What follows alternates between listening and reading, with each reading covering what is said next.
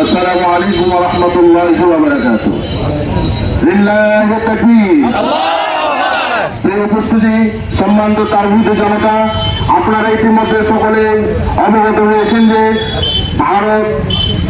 ভারতের দুইজন কুলাঙ্গার আপনার আমার প্রিয় নবী হযরত জনাবে মুহাম্মদ রাসূলুল্লাহ সাল্লাল্লাহু আলাইহি ওয়াসাল্লামকে নিয়ে এবং আমাদের প্রিয় মাতা নবী করিম সাল্লাল্লাহু আলাইহি ওয়াসাল্লামের সহধর্মিণী আম্মা জান আয়েশা সিদ্দিকা রাদিয়াল্লাহু তাআলা আনহাকে নিয়ে তারা কটূক্তি করেছে।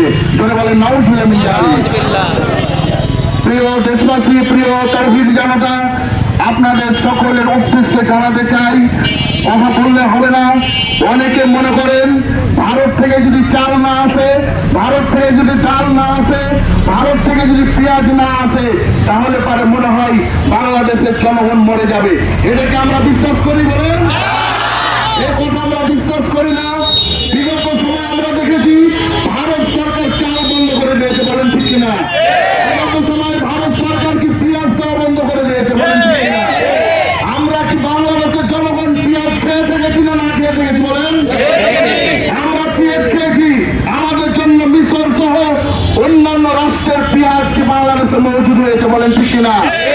ভারত যদি পেঁয়াজ বন্ধ করে দেয় আমাদের কোনোই কি নাই, কোনো কি নাই, ভয় নাই, বলেন ঠিক কিনা? ভারত সরকার যদি চাল বন্ধ করে দেয় আমাদের কোনো কিনা ভয় নাই। ভারত সরকার যদি আলু বন্ধ করে দেয় তাও আমাদের ভয় নাই। ভারত যদি আমাদেরকে যেতেও না দেয় তাও আমাদের কোনো কি নাই, সমস্যা নাই, বলেন ঠিক কিনা? এক ভারত ছুটবে তো 100 ভারত আল্লাহ আপনাকে আমাকে ছুটাই দেবে ইনশাআল্লাহ, বলেন ঠিক কিনা?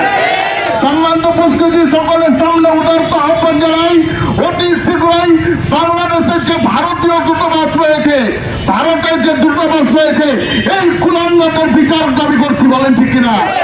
বাংলাদেশে ভারতের দূতাবাস যদি থাকে বাংলাদেশের মুসলমানের উপর আঘাত হানবে ভারত, আর বাংলাদেশে ভারতের দূতাবাস থাকবে, এটা হতে পারে না, বলেন। বাংলাদেশের তৌহিদি জনগণকে, বাংলাদেশের মুসলমানকে বিশ্বের যতগুলো কুলাঙ্গার আছে ভয় করেই থাকতে হবে, বলেন ঠিক কিনা? গাছুয়াই হিন্দের জন্য তাড়াতাড়ি প্রস্তুতি গ্রহণ করুন। ভারত অতি শীঘ্রই একটা দুইটা নয়, ভারত 30টা রাষ্ট্রে পরিণত হবে। কয়টা রাষ্ট্রে পরিণত হবে বললাম? 30টা। ভারত হবে ভেঙ্গে ভেঙ্গে খান খান ইনশাআল্লাহ।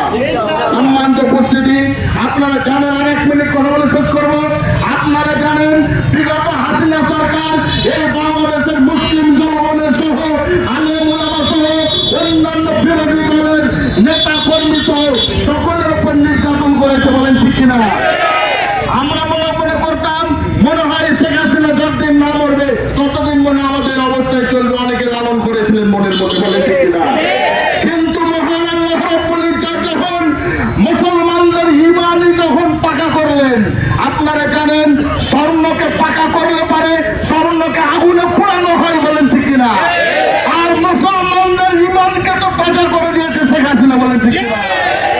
এই মুসলমানদের ঈমান যখন পাকা হলো, মুসলমানরা যখন গর্জে উঠলো, মুসলমানদের ঈমান যখন কামেল হলো, পরিপূর্ণ হলো, এই ভারতের দালাল শেখ হাসিনা তখন পালাতে বাধ্য হলো, বলেন ঠিক কিনা?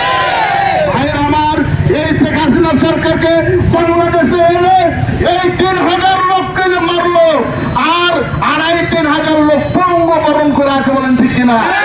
শেখ হাসিনাকে বাংলাদেশের মাটিতে এনে তার বিচার দাবি করছে, বলেন ঠিক কিনা?